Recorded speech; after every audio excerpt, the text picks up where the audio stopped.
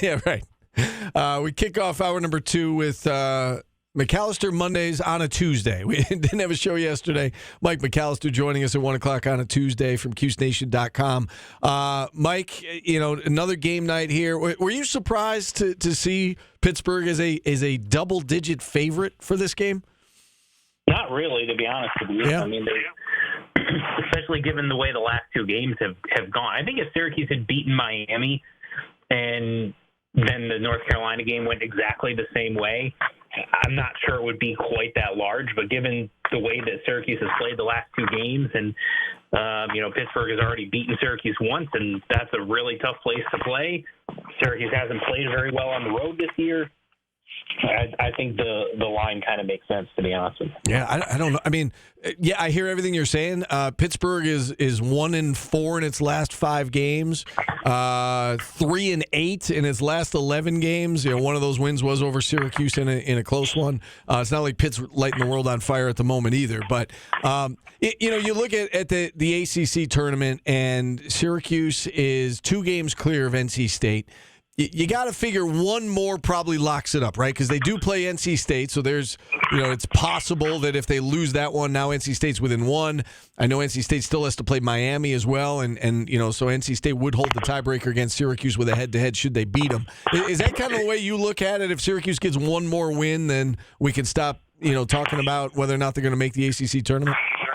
It feels that way, but at the same time, if Syracuse wins one more and loses out, I mean, I think there's still an opportunity for NC State, especially if they get that head-to-head over Syracuse. Like, let's say Syracuse wins tonight, right? They pull off the upset, they win tonight, and then they lose out.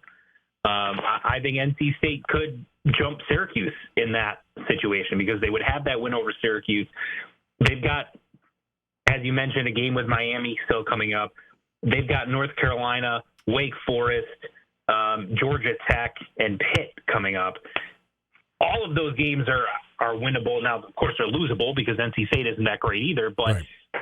It's not like they've got Duke a couple of times in that stretch or even Louisville a couple of times in that stretch. They've got a bunch of the teams that are kind of in the middle to bottom of the ACC. All of those teams are kind of even, basically, and so I think they've got a favorable enough schedule that if Syracuse just wins one and loses out, I still think there's a chance there, especially if the one that Syracuse gets is not head-to-head with NC State.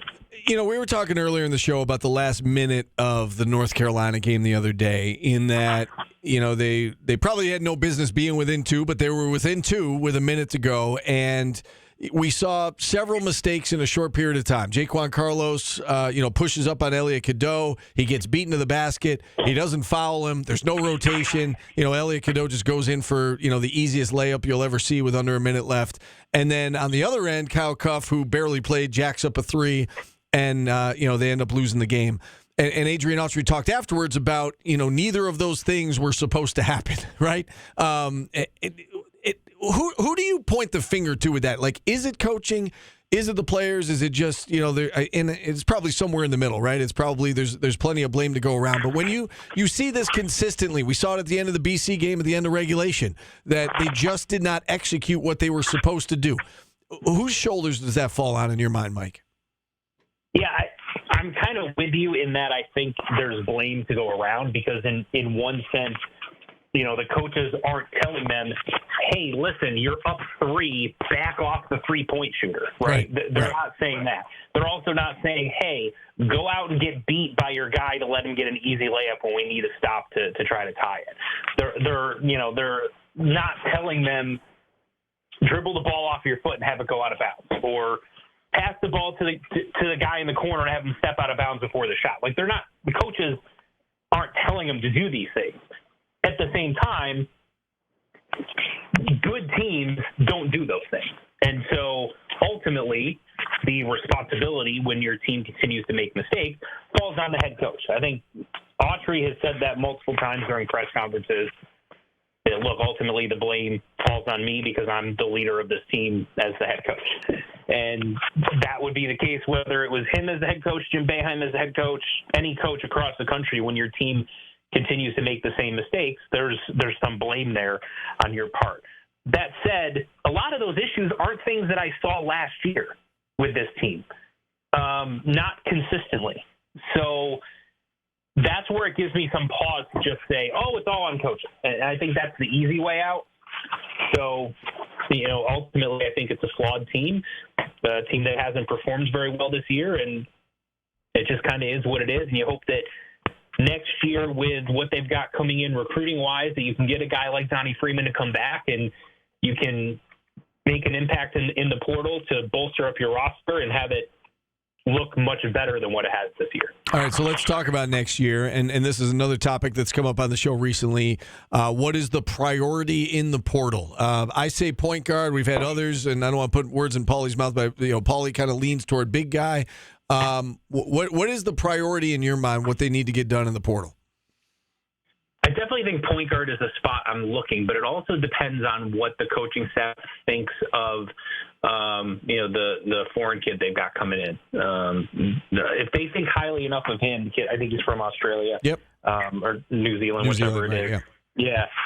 But if they think that he's a legit elite prospect, and my understanding is they do, that they think he's a lot better than what he's rated, I could see them potentially not willing to throw all of their NIL power at a point guard in the portal. Now, that said, you don't have Jaquan Carlos. Even if you assume that J.J. Starley is coming back, you got this kid from New Zealand that's coming in. That's still really only 2 point guards. I think that's certainly a position they look at. I'm also looking, depending on who returns and who does. What if Donnie Freeman goes pro? Do you need another forward? What if Chris Bell decides to transfer? Do you need a wing? We don't know what the situation is with Chance Westry. Is he ever going to play?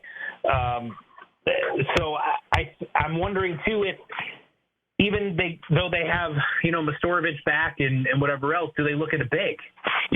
So I don't think this is as simple as just get a point guard and you're good. I think you could potentially be looking at a point guard, a wing, and a big in the portal, depending on how some things shape out. You brought up Peter Mastorovic. He's one of those guys that he doesn't do anything exceptionally well, but he just kind of comes in and, he makes his presence felt. Rebounds, defends.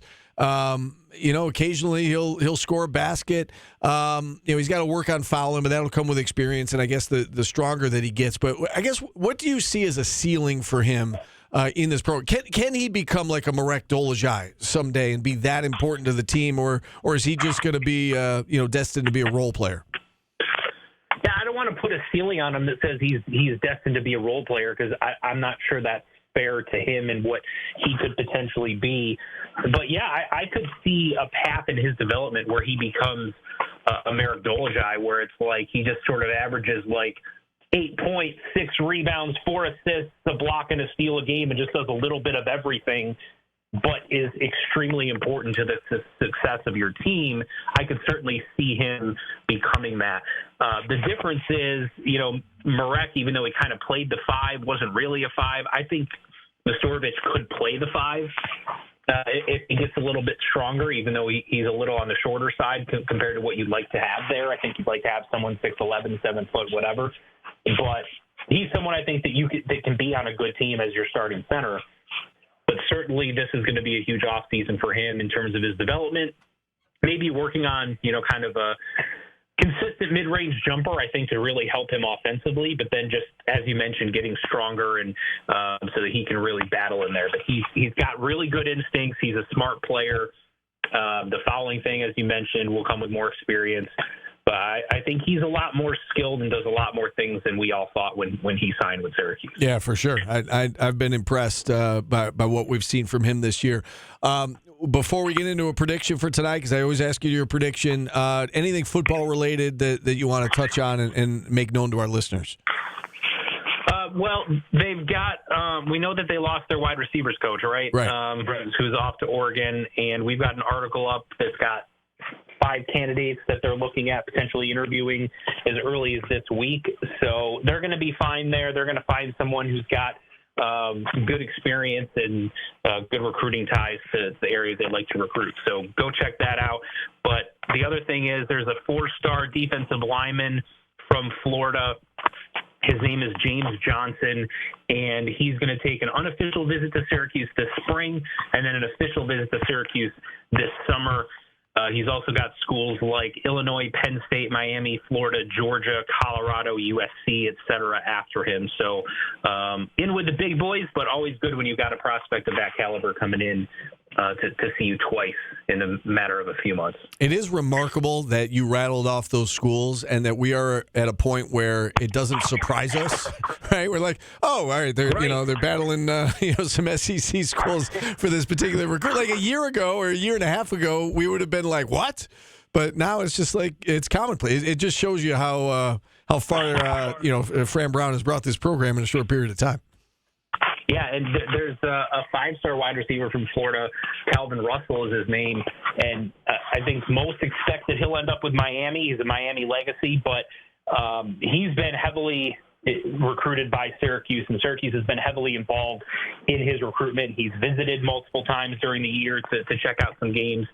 So, again, the fact that Syracuse is in on these prospects and we're just like, yeah, Fran Brown is recruiting a five-star pretty heavily. Okay. Yeah. There's a chance he might come to Syracuse, and it doesn't, sort of shock the world that Syracuse is even involved there. I think tells you how far the program has come in a short period of time. It is remarkable. All right, last question as we bring it back full circle. I think I know which way you're leaning based on your first response, but Pittsburgh, Syracuse tonight, how do you see it playing itself out? Yeah, I'm going with Pittsburgh. The Miami game really jaded me, to be honest with you. Like, I thought I was starting to see some good things, that they were, starting to improve in a couple areas and showing some signs that perhaps they could flirt with getting above 500. But losing that game really kind of jaded me as far as, kind of predicting them to win games the rest of the season. So I'm going to predict that Pitt wins. I'm going to say it sits somewhere around that line of 10.5, whatever it is.